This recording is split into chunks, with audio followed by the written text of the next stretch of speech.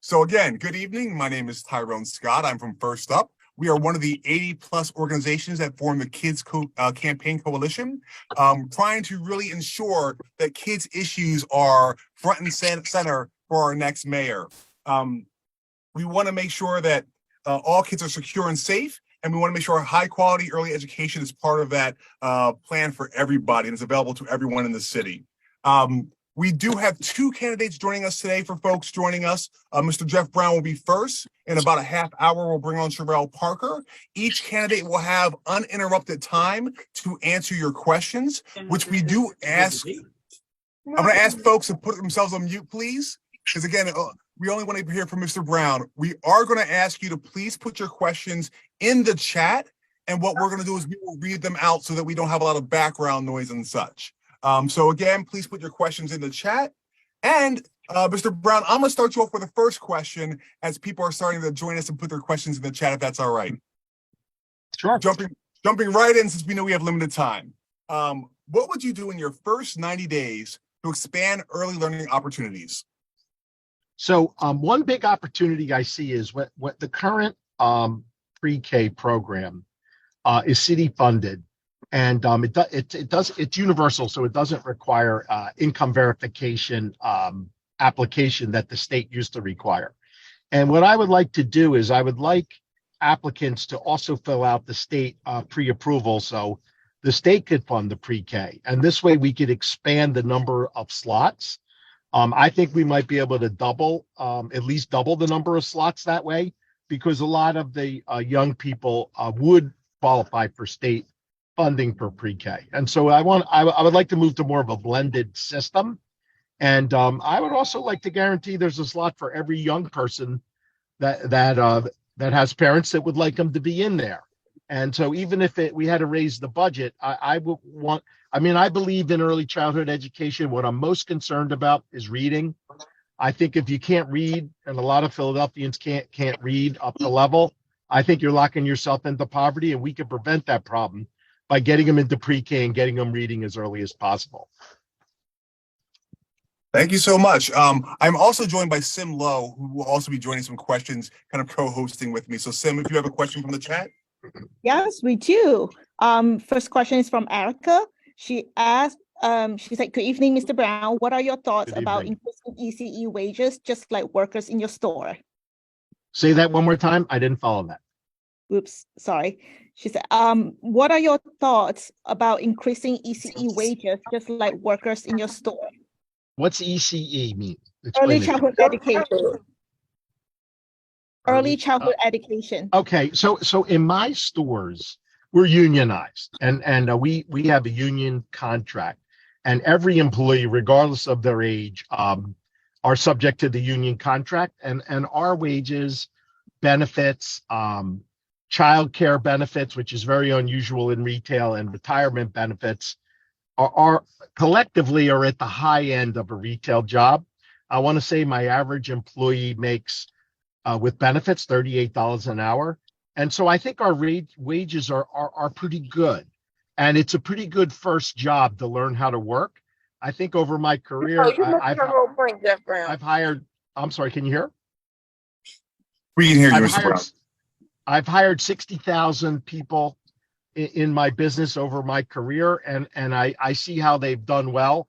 So I think a grocery job's a very good job. And if you're going to work in the grocery business or retail, a unionized grocery store is going to give you much better overall compensation. That's great. I think Erica's question is, how do you make it happen to early childhood educators in the city, providing the okay. I didn't understand that. So what we have is a real dilemma in that the public sector and all of us know that the wages are too low, and it's very hard to attract educators that meet the pre-K standard. Yet the reimbursement rate, it doesn't really allow you to pay enough. And so the reimbursement rate needs to be increased, and then we could require a higher starting rate. And that will help increase the quality of our educators, but it's not fair to mandate it without increasing the reimbursement. you for that answer. We have a question from Melissa in the chat, which I believe goes back to your first answer, saying that you believe in access for everybody. She wanted to know if that meant all ages. Currently, PHL pre-K is just for 3s and 4s before they go to kindergarten. Are you seeing a universal childcare where 0 to 3 are also included? Yeah, I really believe the child care is a tremendous opportunity to help people out of poverty. Because if you have kids and you can't afford child care, you can't work. And I don't think that's good. That's not good for anyone. People who want to work should be able to work. And I think that we should have an expansion of the ages to allow people to work.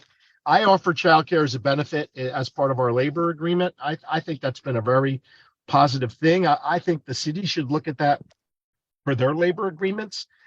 So we expand the number of families that could take advantage of that.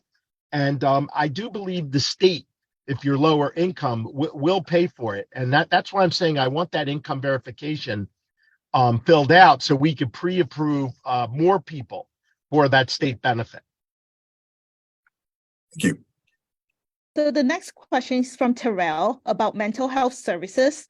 Her question is, within the early childhood sector, there is an extreme need for services for children and family. How could you help in ensuring that the organizations in the city have the funding they need to provide adequate amount of support? So our community behavioral health, is a nonprofit that works in association with the city and has a contract to handle our behavioral health, and it's funded by Medicaid, and it gets $1.6 billion a year. And what I noticed in the behavioral health world, a lot of the innovations that happened in the physical health have not moved over to mental health.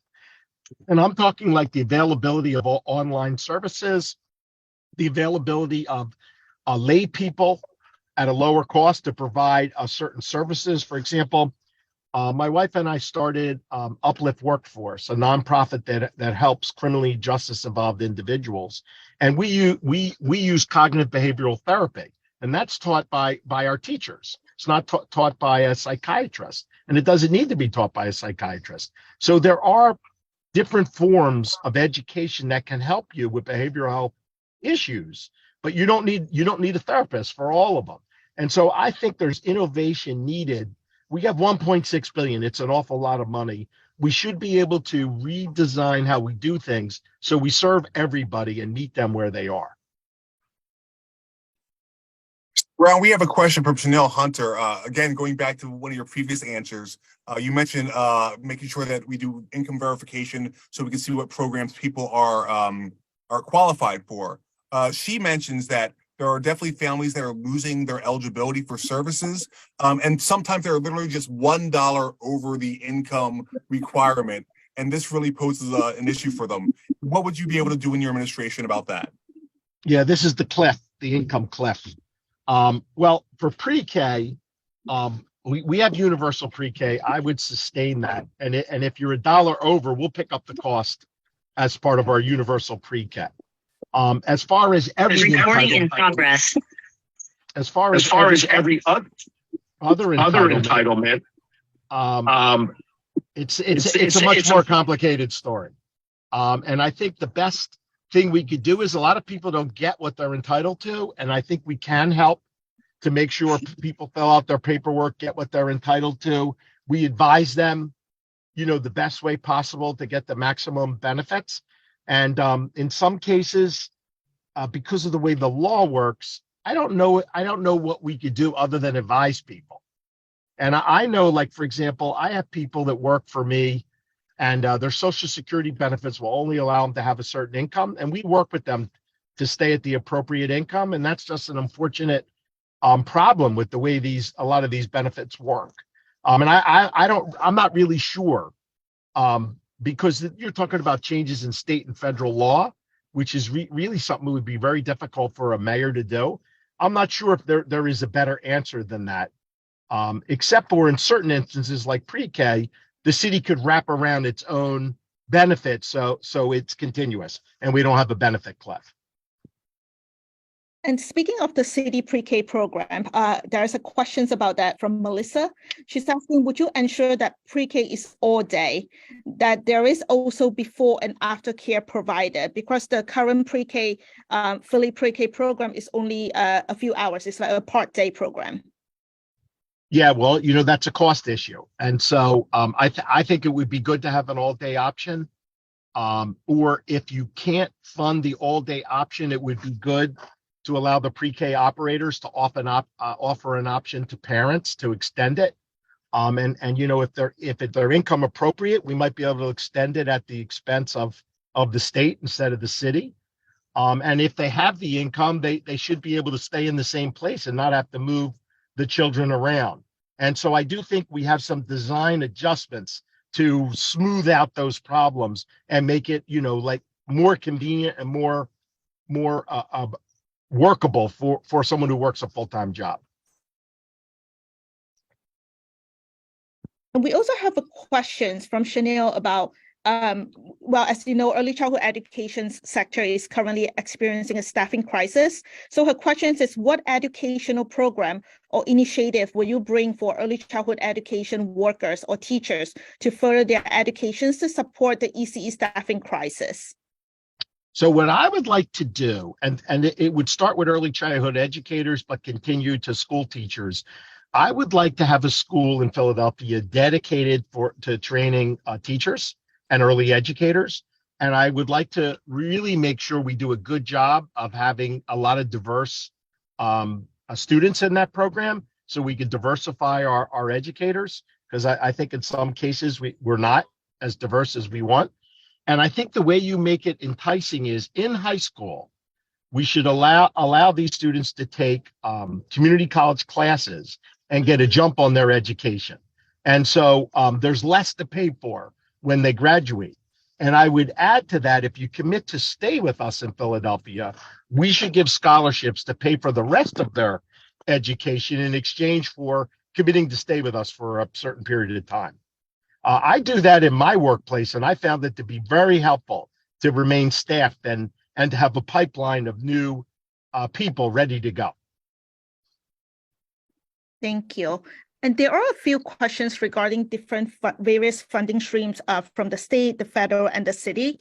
So as mayor, how would you work with the state's Office of Children Development and Early Learning, OCDEL, to ensure coordinations of early care and education services in order to maximize funding streams for early childhood programs? So from a strategy standpoint, our funding should always wrap around federal and state funding, so they fit together like hand in glove. I would really think that we should work hard to make our requirements very similar, so you don't have a situation that it's so complicated to figure it out. And I know sometimes if we do that, we won't get exactly what we want, but it makes utilization much better. And I know they don't have the same criteria today, and that's a real complication. And so I think the best thing we could do is to adjust our programs to fit hand in glove with state and federal programs, just to expand the number of eligible people.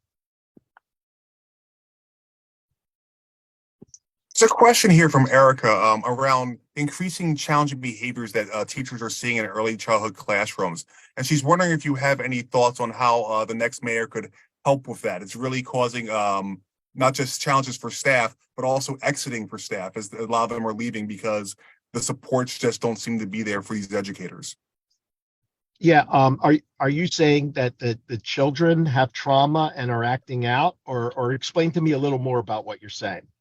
So, and people, feel free to write in the chat if I understand your question. But a lot of early educators have been saying that, yes, they're seeing children behave in ways that are very challenging. And the system, both behavioral health and early intervention, seem to be pretty backed up. So when families are trying to get services and we're trying to get referrals for either one-on-one support or some kind of therapist, I've heard of people on waiting lists since last August.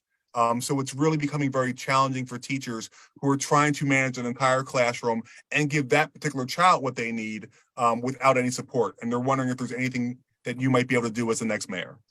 I think so. And I talked about community behavioral health and the need to reform it. to expand services at the amount of resources they have. And I think getting behavioral health support at a young age has a tremendous, tremendous dividend, because addressing it young, you will help the behavior for the rest of their lives and their outcome, as far as finding their way out of poverty, having a productive relationships, not getting involved in the criminal justice system. So I really think that should be a high priority, and we should come up with solutions like online therapy, so you could serve the children right in the facility they're at.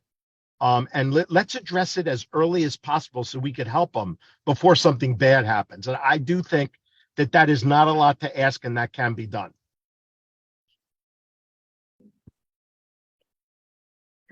There are many questions coming in, so I'm just choosing one for you. So Mina asks, if elected, what 3 steps would you take to put early childhood education system on a firmer financial setting? Well, I would look to increase the reimbursement and increase the starting rate for early educators to meet the criteria. I would look to take advantage of state funding so we have more total dollars and expand the enrollment. I also would like to have technical assistance grants for operators to help them improve the quality of their service, and so they could get the appropriate amount of stars and be more secure that they're going to continue their work. I do think we could also make grants available for capital improvements, which could be very difficult to fund, or if not grants, loans to help upgrade the facilities. I think all of those things would be very helpful. And a final thing is communicating with our citizens. And I think that we should spend more resources on outreach to get young people into these programs, to fill up the census in our infrastructure. Because, one of the ways to make an early childhood center work is to have a full census. Driving, arguing. Look, she's driving, arguing. Like, that sounds going to be an accident. We're going to ask that folks mute themselves while we continue here. Another question that came up from Ernie. How will your administration help families know about the multiple programs out there, including Learning Stems, PHL Pre-K, Childcare Works, Pre-K Counts, Head Start? So many families don't understand that there are multiple programs. Yeah, I think it's a huge problem. And to tell you the truth, I don't know how anyone can figure this out on their own. You really need an intake process that, I think it starts out with a one-stop intake process. You give all the facts, and we direct you to where you belong in the system. And I think it should be available online, in an 800 number, and in person. So the first step when you have a 3-year-old child that you want to get into pre-K is you should have an intake process to make sure we're steering you in the right direction. And we should have as many access points to that as possible. So we're making it very easy for parents to get to the right spot in the system.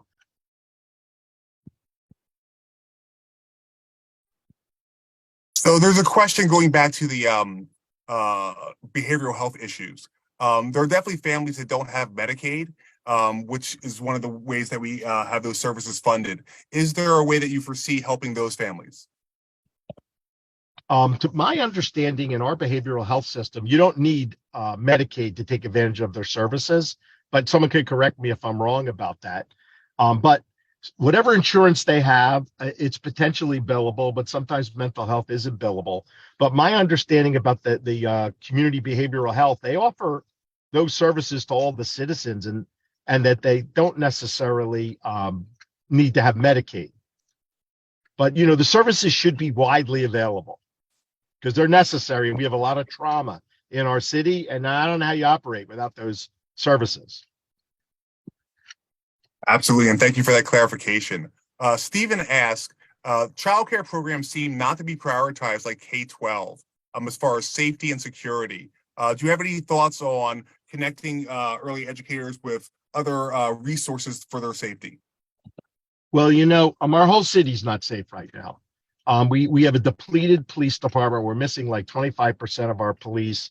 We have inadequate investments in forensics and gunshot cameras that would prevent crime and help us prosecute the people that are really wreaking havoc with us. And I think as you secure the whole city and make this a safe city, you will have the benefit of it, of enjoying the safety in every aspect of society, including pre-K. Now, when students are going to school or pre-K and coming home from school or pre-K, I think we have to secure those time slots because they're risky that a kid could be hurt. And I think we need a fully staffed police department to do it. There should be a visible presence to make sure our kids are safe. Excellent. As I'm so many questions coming in, just trying to make sure we get to questions from different folks. There is a question around family childcare in the city. Folks wondering what can we do to support them, as a lot of the state programs aren't available to family childcare providers. Again, people who provide care out of their home for a smaller setting for families that want that for their child. Do you have any thoughts around how we can support them, knowing they are not eligible for things like the state's pre-K counts and programs like that? Yeah, I mean, they made changes for home health aides, and they allow family members to take care of the elderly or people with disabilities. And it's very intriguing to expand that, in this case. And that would be something that we'd have to go to the state and advocate for. But I think it's actually quite a good idea. And it might even be a savings, because you don't have to reimburse for buildings and capital and all the overhead costs. And so I think it's a very intriguing idea. I haven't thought about it before, but I think there's a case to be made to go to Harrisburg and lobby or try to set up a test program, because I think it could be very beneficial. My phone, Malia. Malia, hand me the phone. Yeah, we're going to ask folks to keep themselves on mute, as we have about 6 or 7 minutes left with Mr. Brown. You mentioned disabilities, and someone did ask in the chat. Could you speak to what your administration would do to help families with children with disabilities? Yeah, it's so bewildering, the complexity of our systems. And I think the first thing you need a single entry point where someone who's experienced, like a social worker or someone who is an expert in navigating the federal and state and city systems, to help people get the right, get them to the right place, understand all that. There's a lot of terminology here that's very confusing. Help educate them on the terminology. And, I don't think we do a good job. Like, if you're very, very educated, you do well because you could fend for yourself. If you're impoverished and not as educated, I don't know how you get through it. And I think we need an advocate for that community to get them what they're legally entitled to. And I hear a lot of problems about the confusion. And when they explain it to me, I find it very confusing and complicated. So I think that where we would invest prudently is get an advocate to help people. A system of advocacy. Speaking of advocacy, there's an event in coming Monday. It's called Day Without Childcare. So Erica asks, will you join them, providers at City Hall, for a Day Without Childcare on Monday, May 8th? You know what? Because I don't have my calendar in front of me, if you could forward that to my scheduling people, if I could do it, I'll do it. But the schedule's been crazy, and that's why it's been hard to get with you. The amount we jam into a mayoral candidate schedule is it's hard. But I'm for it, and if I could do it, I'll do it. If you could please forward that to my scheduling department. Well, we recognize that, your schedule is very tight, and we're getting towards the end of your time with us. So we did just want to give you a minute or two, if there's any just general statement around early education that you want to make or share with folks before we let you continue the rest of your day. Yeah, I want to just frame this issue in this way. This city's problems emanate from a very substantial structural poverty that we haven't made much progress in it. And I really think the underinvestment at a child's young age is part of the reason we're in this circumstance. And if we ever don't want to have the distinction of being the poorest big city in the country, we need to invest more. And, some of the things that I think we need to invest in, of course, expand pre-K like we talked about. I also think things like rec centers, libraries, pools, when the children get a little older. I was chairman of Philadelphia Youth Network for many years, and it was always underfunded. We could never serve every child who wanted to learn how to work. And, these are investments that pay big dividends. And I don't think we appreciate the harm that we cause when you underinvest in children. And I will be a mayor that is aware of that, will advocate for that. And I know that the steps we make to improve our system and our funding will pay big dividends down the line. Mr. Brown, we thank you very much for your time, and everyone who's joined us. We apologize if we couldn't get to all the questions. We tried to at least hit all the themes that were in the chat. Again, Mr. Brown, thank you so much. We appreciate you, and we look forward to hearing what else you have to say before the primary. We know it's coming very soon. Thank you for your time, sir. Thank you. Thanks for inviting me.